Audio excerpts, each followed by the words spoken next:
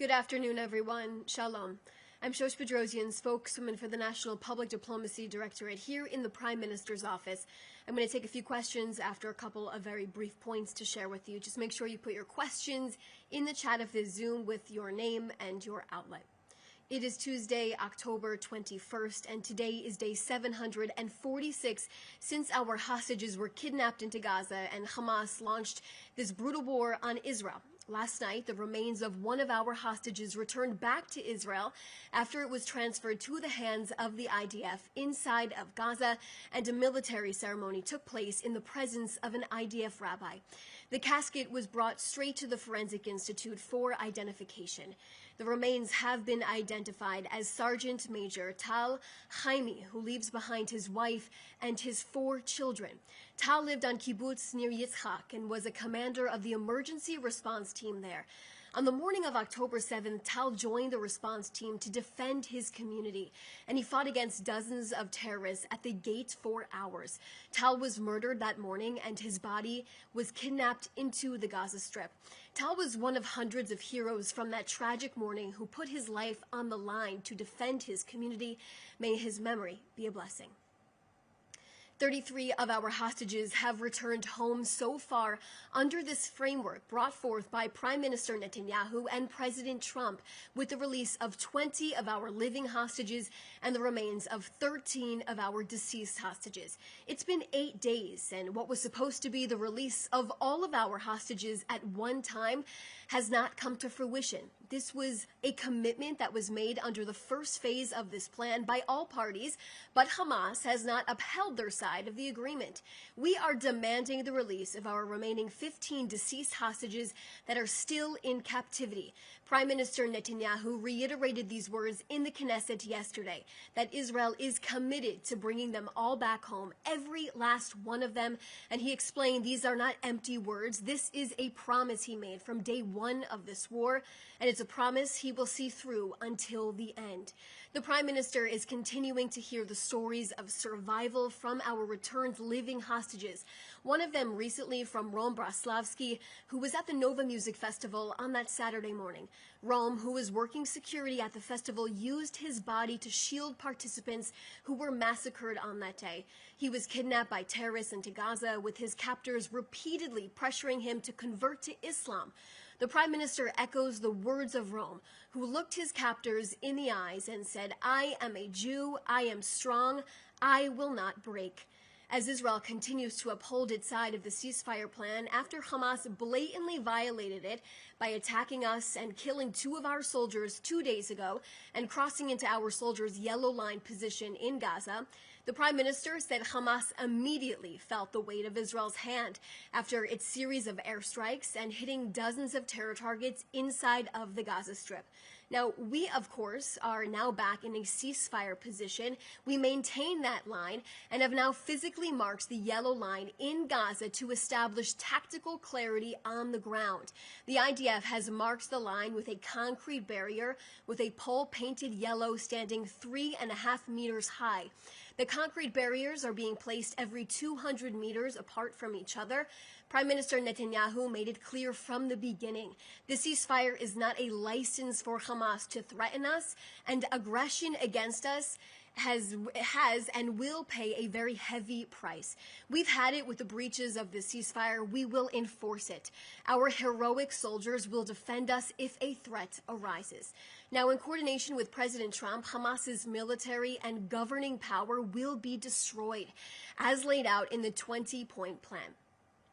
Now, let me fill you in on some of the details of Vice President J.D. Vance and Second Lady Usha Vance's visit here to Israel.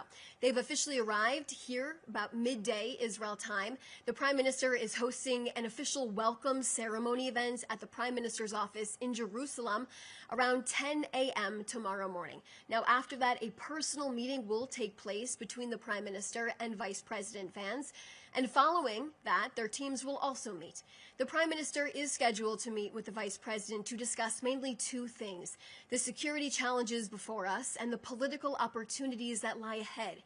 The Prime Minister says together, with the tightest ever bond between Jerusalem and the White House and between the Prime Minister and President Trump, they will face the challenges against us that our nations face and unite to maximize opportunities for peace with our neighbors, both in our neighborhood and further afield. Together, and the policy of the Prime Minister is that peace is made through strength, not weakness. Israel is stronger than ever today, and so is our renewed partnership with the United States and President Trump, which has never been closer and tighter than what it is today. The Prime Minister and his team also met with the head of Egyptian intelligence today here in Jerusalem. They discussed advancing President Trump's framework, Israel-Egypt relations, and strengthening the peace between the two countries, and additional regional issues as well. It is also Prime Minister Netanyahu's birthday today, so we want to wish him a very happy birthday. And to see a raw, unfiltered, and personal side of the Prime Minister, we want you to follow our new Instagram account at PM Press Office. That is at PM Press Office. That will feature behind-the-scenes content here in the Prime Minister's office and also a direct line of communication with the Prime Minister himself. We have been inundated with questions from people around the world for the Prime Minister, especially from Iranians who see Israel as a sign of hope in the Middle East. I'll now take a few questions. So the first question, Lior Soroka from the Washington Post. Can you please confirm that Witkoff and Kushner held meetings yesterday with the head of Israeli military intelligence and the head of the IDF's planning directorate? Thank you. How I can answer that is just to confirm to you that Special Envoy Steve Witkoff and Jared Kushner met with the Prime Minister here yesterday. The next question from David Clements from the News Forum in Canada. Prime Minister Carney has said that Canada is prepared to arrest Netanyahu if he were to travel to Canada. Does the PMO have a response?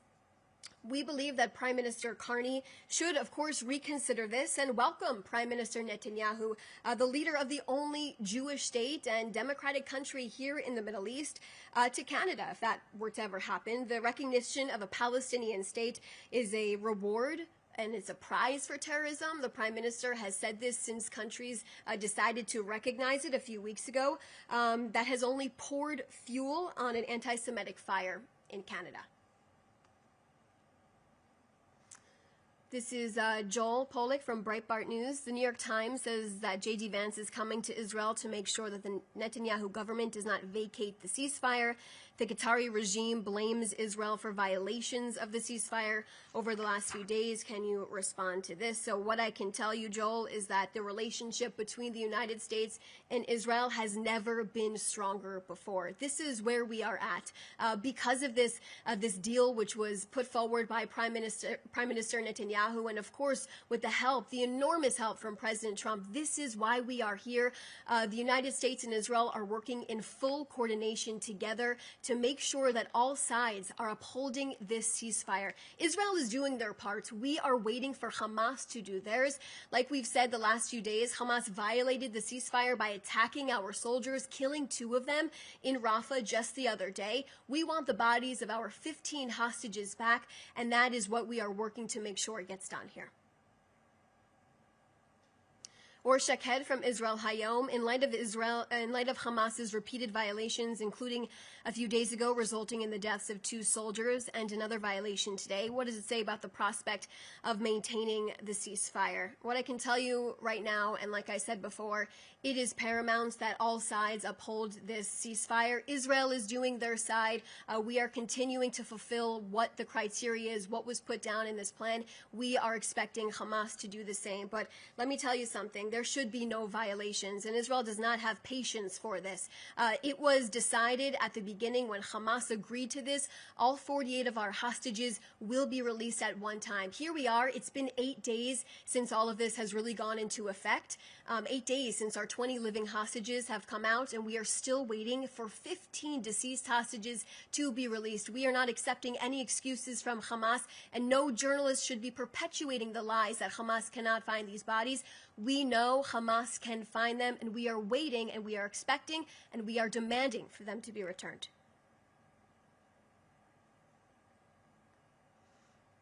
This is from Claire Duhamel from France 24. Will Rafah border crossing reopen tomorrow? What I can tell you about the Rafah crossing, it's closed right now, but all aid is continuing to enter the Gaza Strip as usual.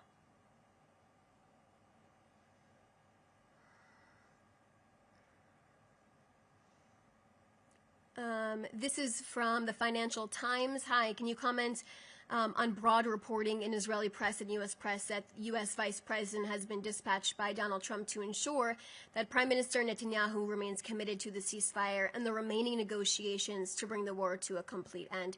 Like I said before, the Prime Minister is beyond committed. He's the one that helped this plan come to fruition. Let's not forget that, of course, with the help from President Trump. And this coordination between the two of them, between the two countries, is ongoing every single day. So what I can tell you about that is we are waiting for Hamas to fulfill their side of the agreement.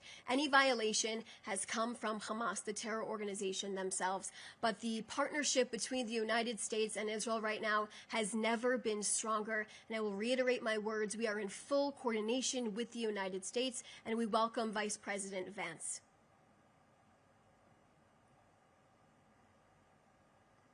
Going through some of these questions.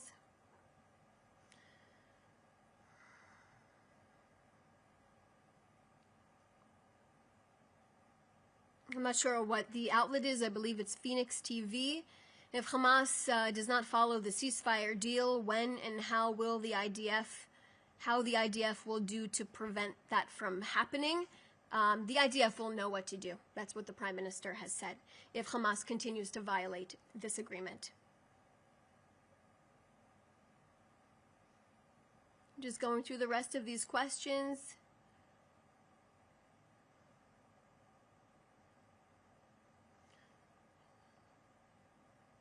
Aaron Schachter, PRX, GBH The World. How does Israel plan to deal with the genocide court cases?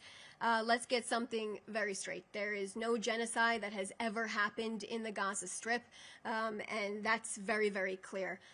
Israel conducts themselves with decorum in every aspect of this and has always worked to prevent all civilian casualties inside of the Gaza Strip. There has never been a policy of genocide in any capacity inside of Gaza. This is from Nikkei, Japanese newspaper. Does the Prime Minister have a plan to see the Vice President today before the official ceremony today? What I can tell you, we are welcoming Vice President Vance. Like I said, he's officially in Israel. I believe he touched down around midday today, and he has plans to meet with the Prime Minister tomorrow formally here in the Prime Minister's office. We will be having a large welcome ceremony for him and Second Lady Usha Vance. And then from there, the two will have personal meetings in addition to team meetings after that.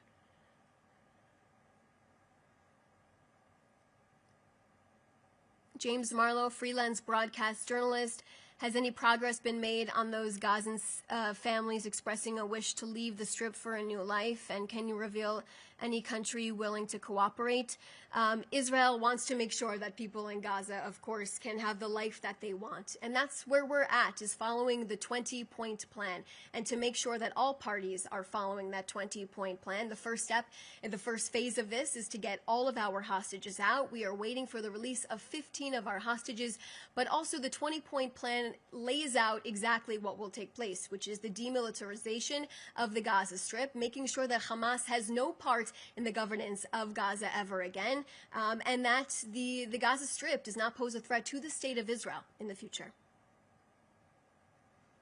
This is Jean Malta. Will there be a press conference tomorrow by J.D. Vance and Netanyahu, please? I don't have the exact details on the schedule right now. Those are all the questions I see at this point in time. Thank you for everyone who joined us.